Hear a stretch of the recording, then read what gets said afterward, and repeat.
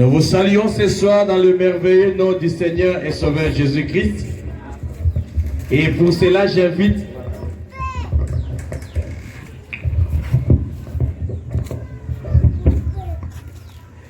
je disais que je vous salue cet après-midi dans le nom merveilleux du Seigneur et Sauveur Jésus-Christ. C'est encore un moment de joie, un très grand privilège pour nous de nous retrouver dans la précieuse maison de l'Éternel. En réalité, la précieuse maison de l'Éternel dont nous faisons allusion, ce n'est pas ces tôles que vous voyez ici. Mais la maison de Dieu, c'est une pensée. La maison de Dieu, c'est un lieu où vous entrez et que personne ne peut vous voir.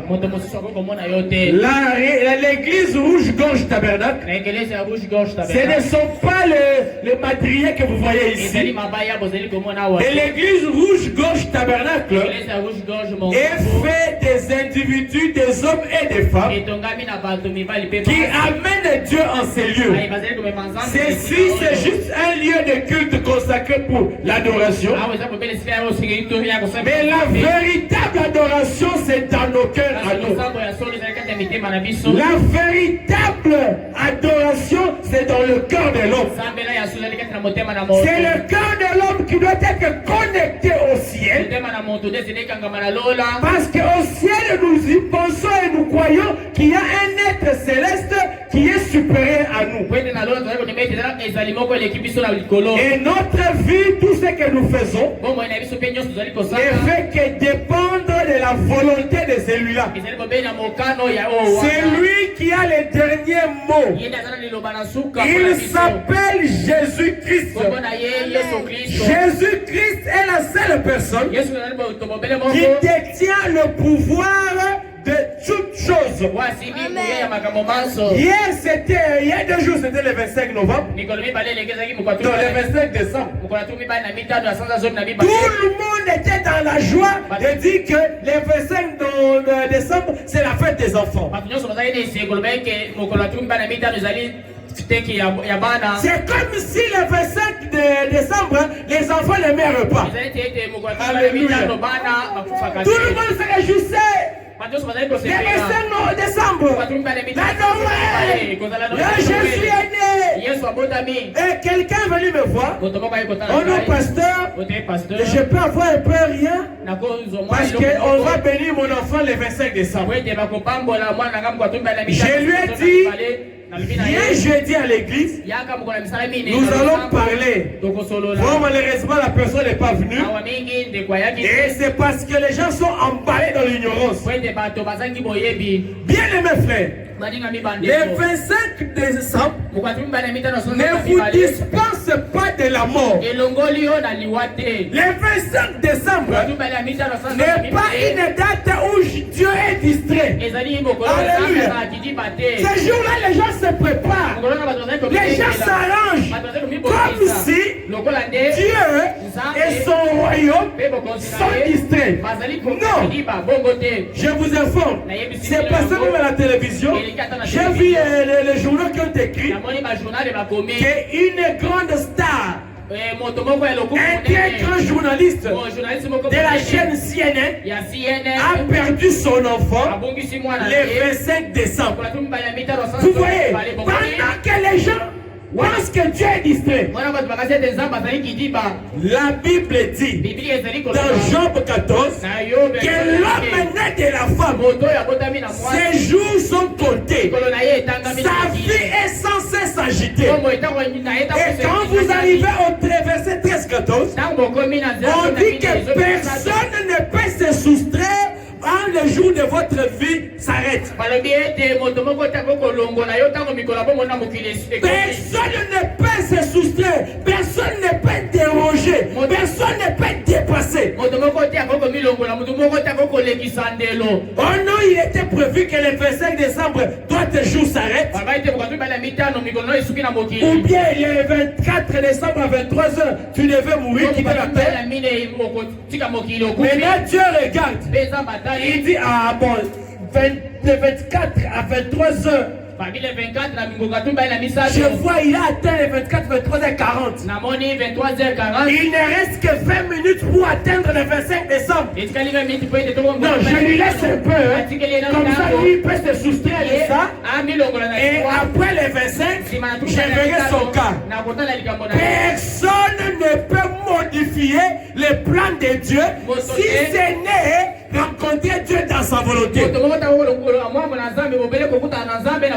Il est arrivé des cas dans la Bible où vous voyez que Dieu avait dit que tes jours sont arrivés à la fin.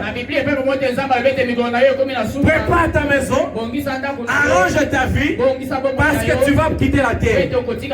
Mais regardez, ces gens-là ont bénéficié d'une rallonge de jours, ont bénéficié de la grâce de vie parce qu'ils étaient en connexion sous le sang du prophète. Et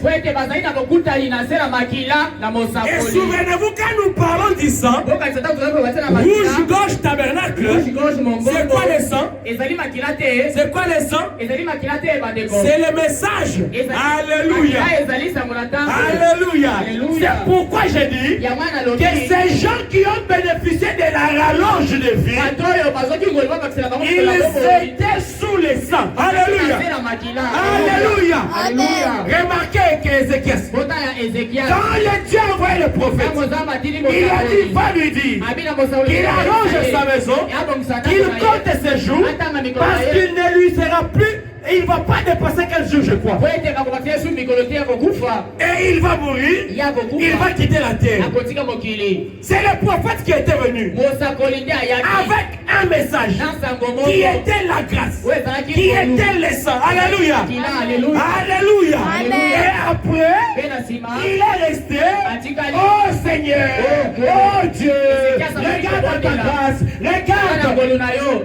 Dieu envoie encore les prophètes. Alléluia. Dieu envoie le sang. Alléluia. Je vous ai dit que ce message ici, c'est le sang affiché sous les linteaux. Vous voulez être sauvé, appliquez le sang. Vous voulez garder la vie avec vous, appliquez le sang. Alléluia.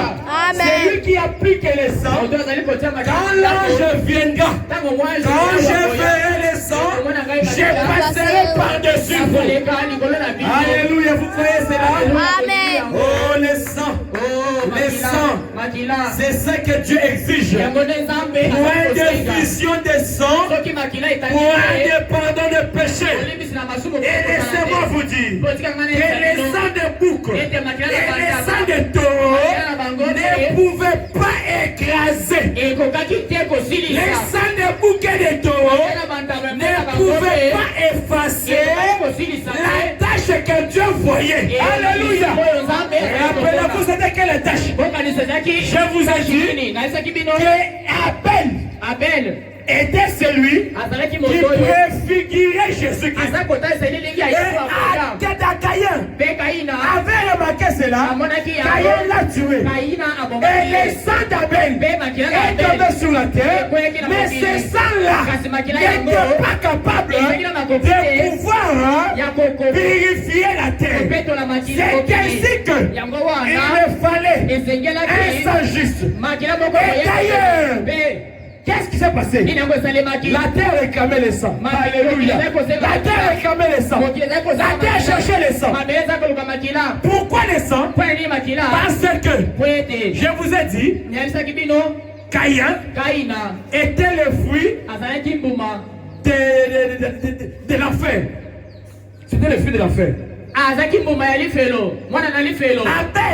Abel était plutôt celui qui venait du ciel. Parce que je vous ai dit que Caïn et Abel étaient des jumeaux. Maintenant, un jumeau avait une influence de l'enfer. Un autre jumeau avait l'influence du ciel. Mais quelle est l'origine de ces deux jumeaux? Alléluia. Quelle est l'origine de ces deux jumeaux? Dieu avait placé la parole. Il place la parole. Il a dit que depuis que que vous êtes sur la terre, faites attention à mes prescriptions. L'ennemi vient. Le diable vient. Il baratine. Il baratine Ève. Et Ève tombe. Quand Ève tombe, alléluia, c'était une semence qui était entrée. C'est cette semence-là qui va produire Caïn. Alléluia. Et quand la semence entre, c'est pas une semence. C'est la parole. C'est pas une semence. C'est un enseignement. Alléluia. Un enseignement est entré. Et Caïn déjà, j'ai commencé à se créer dans le ventre. Adam n'était pas loin. Adam a senti que quelque chose ne va pas. 2 minutes après, Adam vient. Quand il arrive, on le regarde, on donne un message. Adam tombe. Quand Adam tombe, il dépose des semences. Alléluia. Maintenant, quand les deux semences sont entrées, il y a eu la conséquence du sang. Vous comprenez? Parce que vous ne vous êtes jamais posé la question. Pourquoi dans les affaires de Dieu, c'est toujours le sang? Toujours le sang. Qu'est-ce que le taureau avait à voir pour les péchés? Vous comprenez? Qu'est-ce que l'agneau avait à voir pour les péchés? Vous comprenez? Pourquoi on réclamait le sang? Parce que quand Lucifer a déposé, le diable a déposé la semence, le sang est tombé. Quand Adam est venu déposer la semence, le sang est tombé. Rappelez-vous que quand vous prenez une jeune fille qui est dans son état, qui a encore son plastique, alléluia, et que vous percez ça, le sang tombe. Et il s'est passé 2 minutes à 3 minutes. Adam est arrivé. Il tente encore. C'est le sang qui tombe. Il y a maintenant un problème. Il y a un danger. Mais là-bas au ciel, il y a une ébullition. Il y a une attraction qui fait que le sang soit donné comme sacrifice. Mais maintenant, qui peut donner le sang? Pas Caïn, pas Abel, et plutôt pas Adam, pas Ève. Vous comprenez? Adam est dans le péché. C'était quoi le péché? Transgresser la volonté de Dieu. Alléluia. Sortir de la volonté de Dieu. La volonté de Dieu c'était quoi? Tu ne mangeras pas. Alléluia. Tu es l'arbre qui est au milieu du jardin. Vous comprenez? De l'arbre qui est au milieu du jardin. Je vous ai dit, ça je suis en train de passer parce que nous sommes dans la révélation. Nous sommes en train de voir la révélation. Mais quand nous reviendrons posamment sur la semence du serpent, vous allez comprendre tous les détails. Quand on vous dit de l'arbre qui est au milieu du jardin, vous pensez qu'il y avait un arbre planté, on avait pris des mesures du jardin d'Éden, et il y avait un arbre qui était au milieu là-bas. Allez réfléchir. Vous voyez dans ce monde ici, une petite jeune fille courte comme ça. Alléluia. Courte comme ça. Avec un papa géant. Vous voyez l'inverse aussi. Une dame géante. Avec un monsieur court comme ça. Alléluia. C'est à ce fruit-là, il a toujours été au milieu du jardin. Et le milieu du jardin se trouve au niveau de la hanche. Alléluia. Nous y reviendrons. On va entrer en détail sur la semence du serpent. Mais ici, je voudrais vous montrer qu'est-ce qui s'est passé. Comme on avait besoin du sang, les ciels n'étaient pas calmes. Adam lui-même ne pouvait plus donner le sang. Il était petit. Ève ne pouvait pas donner le sang. Elle n'était plus dit. Maintenant, en dehors de Abel, en dehors de Adam et de Ève, c'était Abel et c'était Caïn qui était né. Conséquence de cet acte-là. Ils étaient des innocents. Alléluia. C'est pourquoi, quand nous sommes dans nos églises, même si un enfant est né dans la prostitution, même si un enfant est né d'union illégale, quand on nous l'amène ici, nous prions pour cet enfant-là. C'est un enfant innocent. C'est un enfant qui ne connaît rien. Et faites attention, vous qui êtes en train de parler à mal de l'enfant là, laissez l'enfant qui ne connaît rien. C'est un enfant innocent. L'enfant n'a rien à voir des comportements de ses parents. Alléluia. C'est ainsi que Caïn était là, Abel était là. Tout d'un coup, Dieu a besoin du sang. Je vous ai dit que il y avait Caïn qui était un chasseur. Abel, c'était un berger.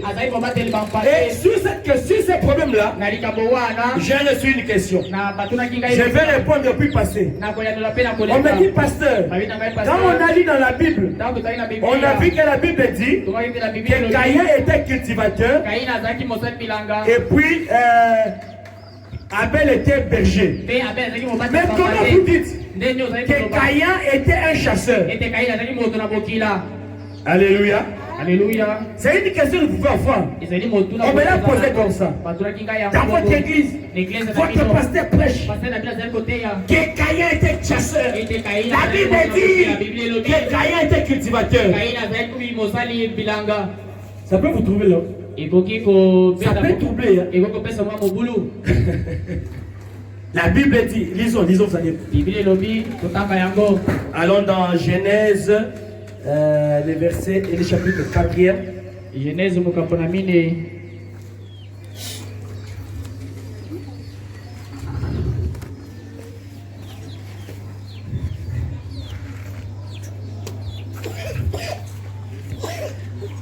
Genèse chapitre 4. Genèse mukaponamine. Nous prenons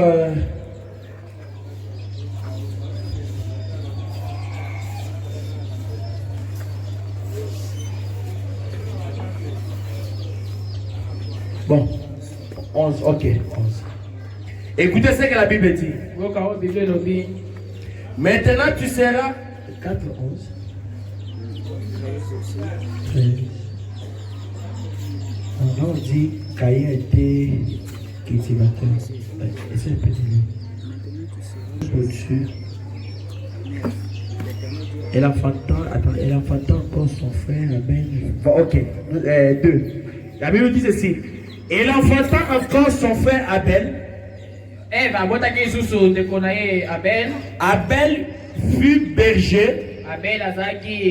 Et Caïn fut laboureur. Vous avez suivi? Quand vous lisez la Bible comme ça, Abel berger, Caïn laboureur. Mais comment le pasteur dit que Caïn était chasseur et il dit c'est lui qui devait connaître comment on peut chasser. Bien-aimés frères, nous sommes en train de voir cette prédication à Kades Barnea. Et dans la prédication à Kades Barnea, le premier point que nous avons touché, c'est la révélation. Alléluia. Alléluia. Nous avons pris le premier point. Nous avons dit c'est la révélation. Et à la fin de la prédication de ce soir, nous allons clôturer le point de la révélation pour entrer dans le deuxième point qui sera le prophète. Et je vais vous montrer pourquoi nous prenons le deuxième point, le prophète. Alléluia.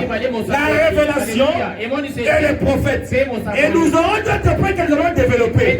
Mais avant d'aller loin, je voudrais que vous puissiez avoir la nette réponse sur cette préoccupation. passion. Parce que nous sommes en train de terminer le point de la révélation. Et les autres éléments de réponse, Dieu doit vous les accorder par la prière. Parce que là, vous avez entendu qu'il faut avoir la révélation dans les affaires de Dieu. Mais est-ce que vous qui avez entendu, vous avez obtenu cette révélation?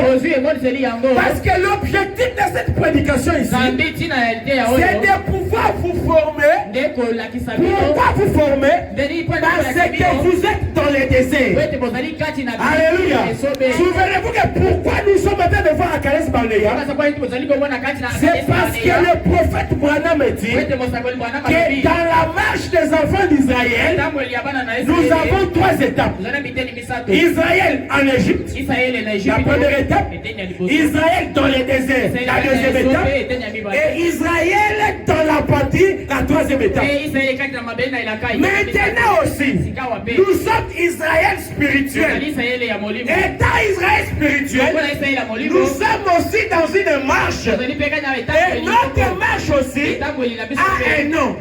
Frère Benjamin, retenez que notre marche a un nom. Je vais vous donner le nom de notre marche ce soir. Maintenant, pour marcher dans les déserts, il fallait avoir la révélation.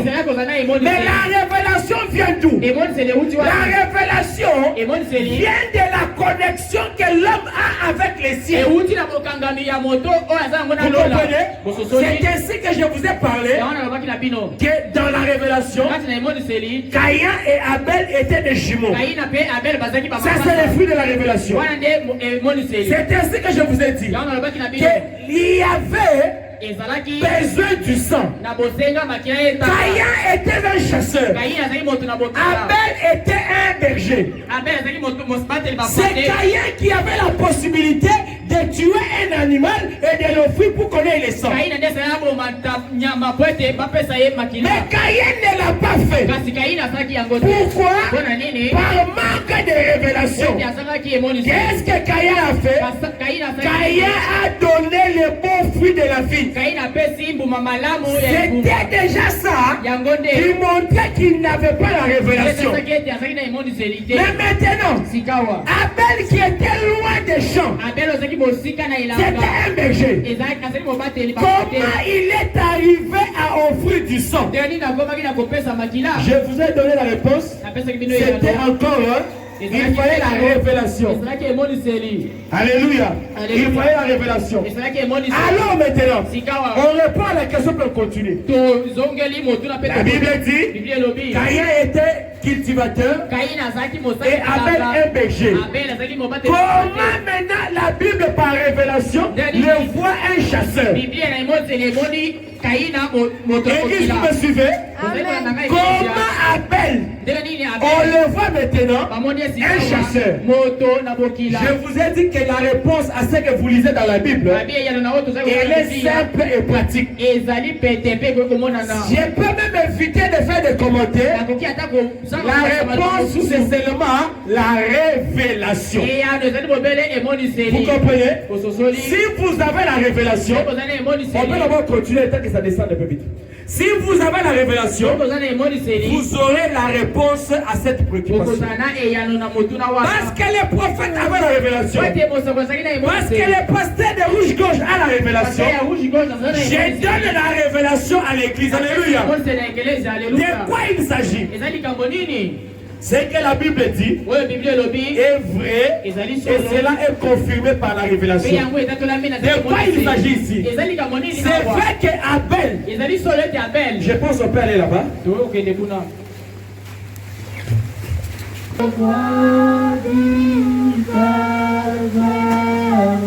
Nous remercions Dieu parce qu'il nous laisse la possibilité de continuer l'écoute de la parole. La pluie nous a dérangés, mais elle ne peut pas déranger Dieu. La pluie nous a dérangés, mais Dieu nous a donné une solution de rechange. C'est pourquoi nous profitons de l'occasion pour demander à ce que Dieu nous donne assez de possibilités pour que nous puissions achever la toiture de l'œuvre du décédé de culte.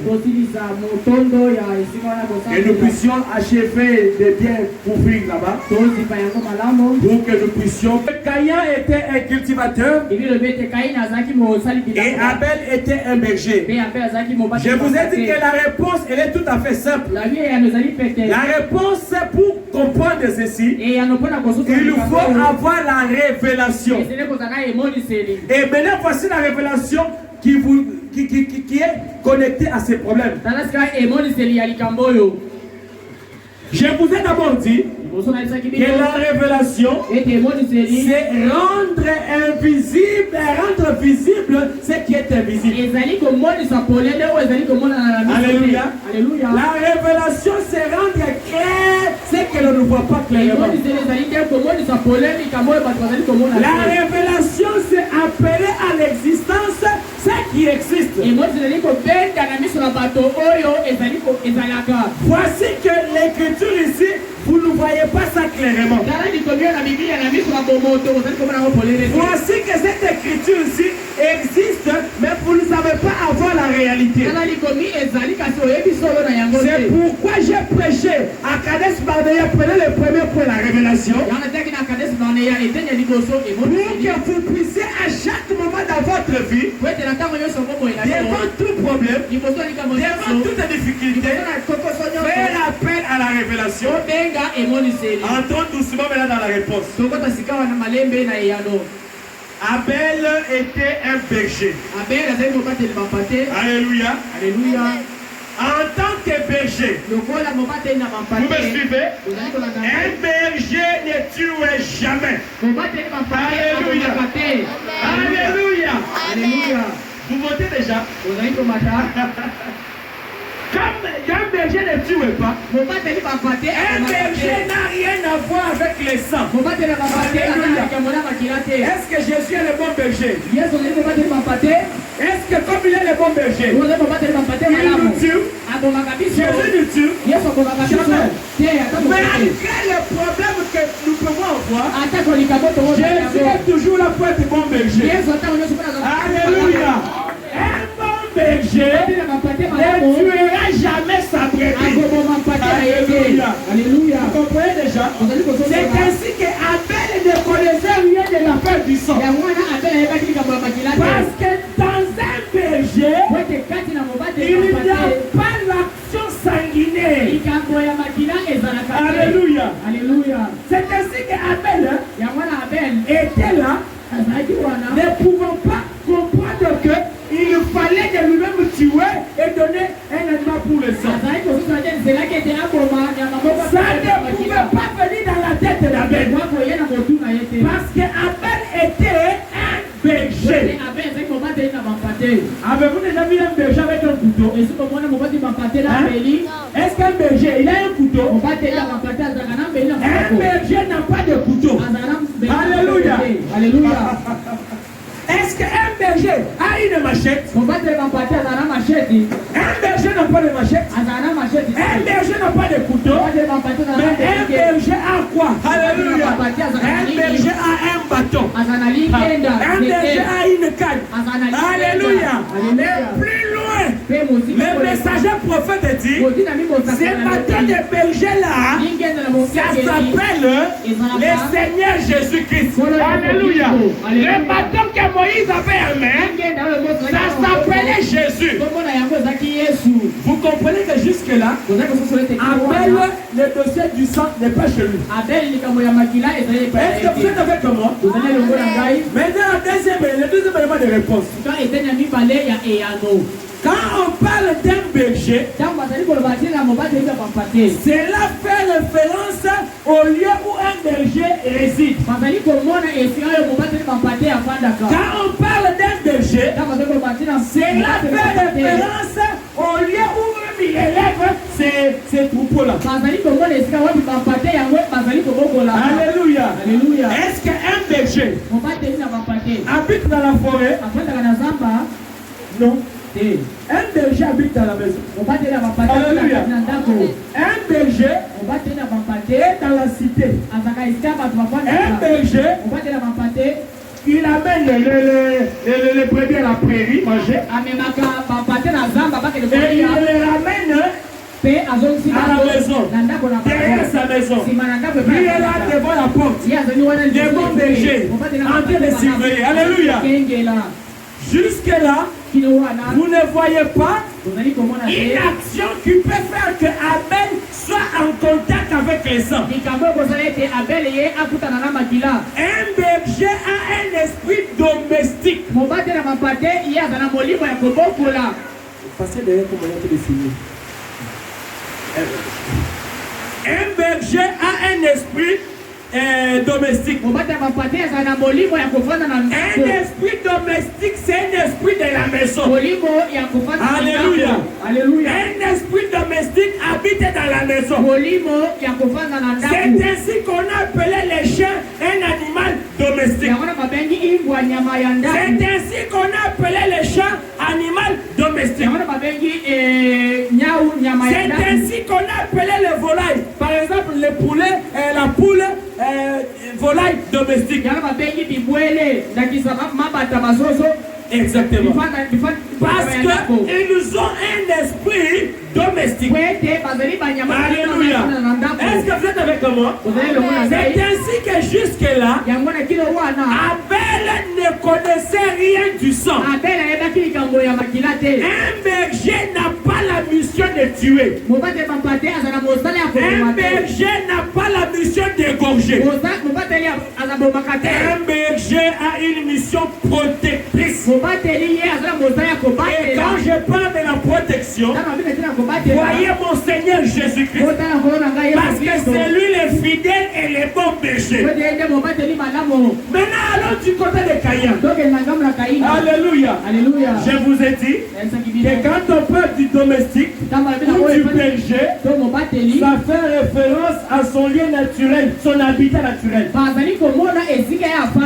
Maintenant, allons chez les cultivateurs. C'est qui un cultivateur? Alléluia. Alléluia. Alléluia. Est-ce que si tu as ta machette et ton taou dans la maison, tu prends ta ou là et va t'emplacer ici comme il y a du sable. Tu fais une plate balle. Et tu mets un peu de matembele là-bas. On va t'appeler cultivateur. Jamais. Tu n'es pas un cultivateur. Tu n'es rien du tout. Alléluia. Mais un cultivateur, on les trouve où?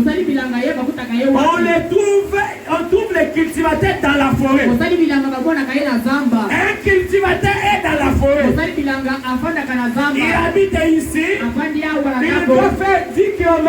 Il doit faire 7 km. Il doit faire 20 km. En être dans la forêt et aller cultiver là-bas. Alléluia. Là-bas, il a besoin d'une machette. Il a besoin d'une roue. Il a besoin de beaucoup d'instruments d'élevage. Et un cultivateur est assimilé au chasseur. Pourquoi? Parce qu'on n'entre pas dans la forêt si tu ne connais pas te défendre contre les animaux sauvages. Est-ce que vous êtes avec moi? On n'entre pas dans la forêt si tu ne connais pas te défendre contre les animaux sauvages. C'est qui veut dire, quand tu es un cultivateur, tu dois avoir des notions de la chasse. Quand tu es un cultivateur, tu dois connaître comment on tue un serpent. Alléluia. Est-ce que vous êtes avec moi? Tu dois connaître comment un animal sauvage peut venir. Comment tu peux les trancher? Comment tu peux les repousser? Ça, c'est dans la constitution d'un chasseur, d'un éleveur et d'un cultivateur. Vous m'avez suivi? C'est ainsi que Abel et Caïn, c'est Caïn qui connaissait bien comment on se défend contre les animaux sauvages. Parce qu'il avait des machettes et il avait de lance-pierre. Il connaissait comment il fallait se défendre et où obtenir le sang. Je vous ai dit qu'il faut la révélation Attention, pour comprendre ceci, la preuve que Caïn était un chasseur. Alléluia. La preuve que Caïn était un chasseur, c'est le fait d'avoir tué Abel. Est-ce que vous êtes avec moi? Qui est le premier assassin du monde? Le tout premier assassin du monde, c'est Caïn. C'est lui qui tua son frère Abel. Prenez l'histoire. Quand Dieu a créé le monde, quand Dieu a créé Adam, quand Dieu a créé Ève, avez-vous déjà entendu que quelqu'un avait tué quelqu'un? Où il a appris qu'on peut tuer quelqu'un? Alléluia. Vous comprenez, hein? Il faut de la révélation. Parce que la Bible ici, elle est écrite de manière avec seul prophète. Alléluia. Puisse la tenir, elle a révélé. Aucun docteur ne peut interpréter la Bible. Aucun pasteur ne peut interpréter la Bible. Aucun Ephésiens 4 ne peut interpréter la Bible. La Bible est la forêt exclusive d'un prophète. Sans un peuple sans révélation est un peuple sans frère. Et la révélation ne vient qu'au travers d'un prophète. Est-ce que vous avez compris que Caïn était un cultivateur et c'était d'office un chasseur? Et c'est lui qui connaissait comment il faut chasser, comment il faut tuer, et c'est ainsi qu'il tua les justes Abel. Je vous ai dit que Caïn et Abel étaient des jumeaux. Caïn était l'image exacte de la scène qui s'est passée à Golgotha. Caïn était un chasseur. Regardez à la croix. Qui a tué Jésus? Alléluia. Qui a tué Jésus? C'était Caïn. Et Caïn, quand on parle de Caïn, c'est elle-même Caïn. Et toute la descendance de Caïn. Ceux qui ont tué Jésus à la croix étaient les descendants de Caïn. Les descendants d'Abel n'ont jamais tué. Aucun enfant d'Abel n'a jamais tué. Abel ne tuera personne. Alléluia. Vous avez compris le son ensemble? La réponse, vous avez remis la réponse? C'est ça la réponse? Partout on vous posera la question, la réponse elle est claire. Elle vient par la révélation. Oh, que Dieu soit loué. Bien aimé frère, pour terminer, nous sommes en train de voir avec vous la prédication à Kadesh Barnea.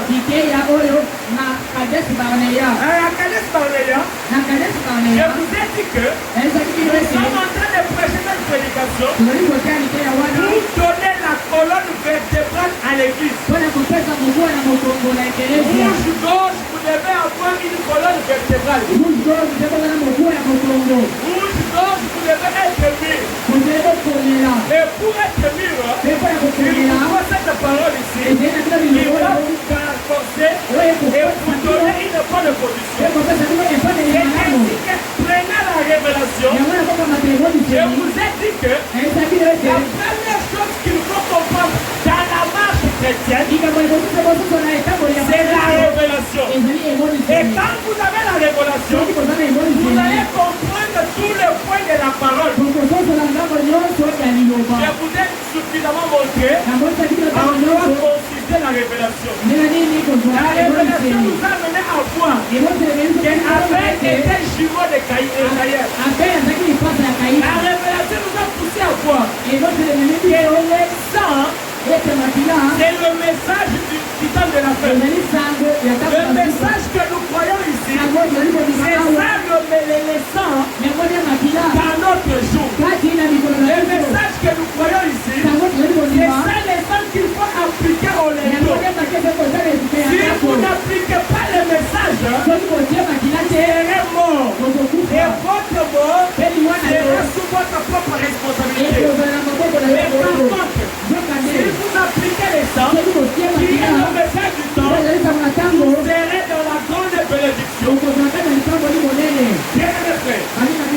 Nous sommes dans la marche. Et pour évoluer dans la marche, écoutez ce que la Bible dit. Prenez avec moi le livre de Osée. Osée chapitre 12, le verset 13. La Bible dit ceci. Par un prophète, l'Éternel fit monter Israël hors de l'Égypte. Et par un prophète, Israël fut gardé. Je vous ai dit que nous sommes dans les 12-14. Donc, Esaïe, Osée 12-14. Par un prophète, Israël fut sorti de l'Égypte. Et par un prophète, Israël fut gardé. Maintenant, on nous dit par un prophète, Israël fut sorti. Par un prophète, Israël fut sorti et fut gardé. Mais c'est quoi un prophète?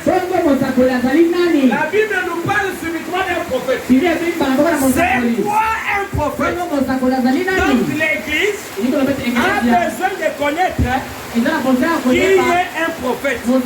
Alléluia. La Bible a besoin de connaître qui est un prophète.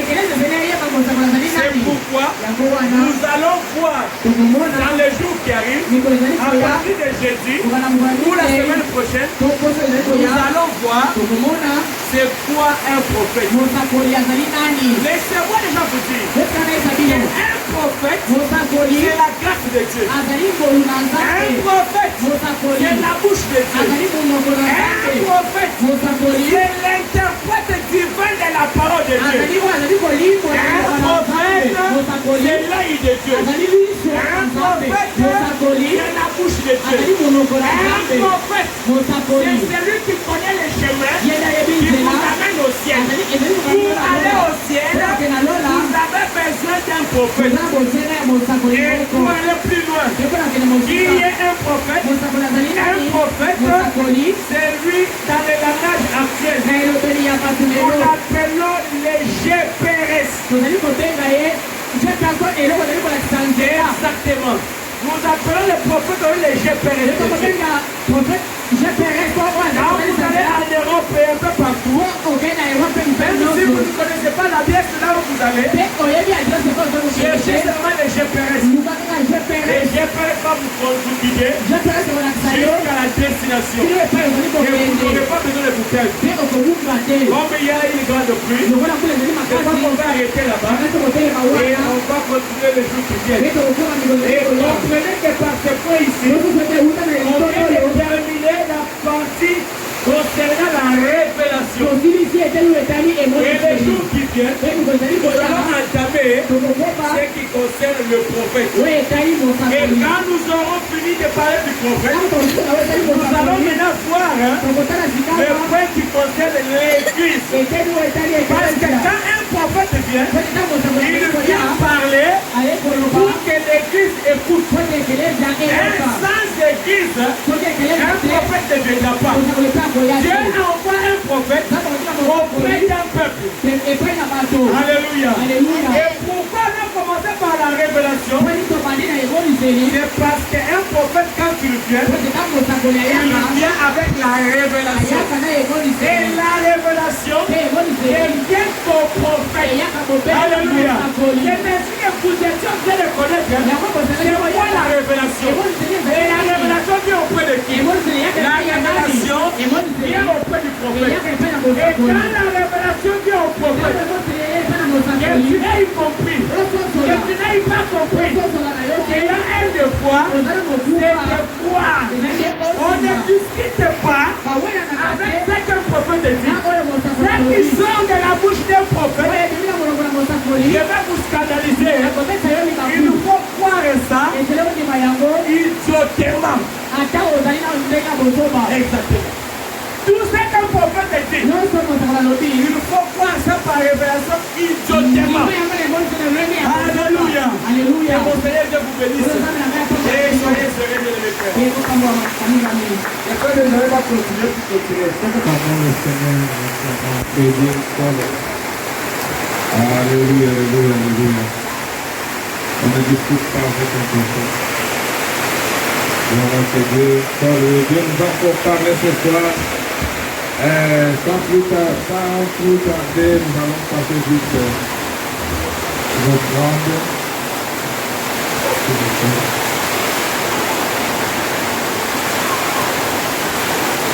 Il n'y a point de Dieu comme Jésus, il n'y a point de Dieu comme Jésus. Il n'y a point de Dieu comme Jésus. Il n'y a point de Dieu comme Jésus. Oh, il n'y a point de Dieu comme Jésus. Ici-bas, il n'y a point de Dieu comme Jésus. Oh, il n'y a point de Dieu comme Jésus. Oh, il n'y a point de Dieu comme Jésus. Mon côté, à boca, alléluia.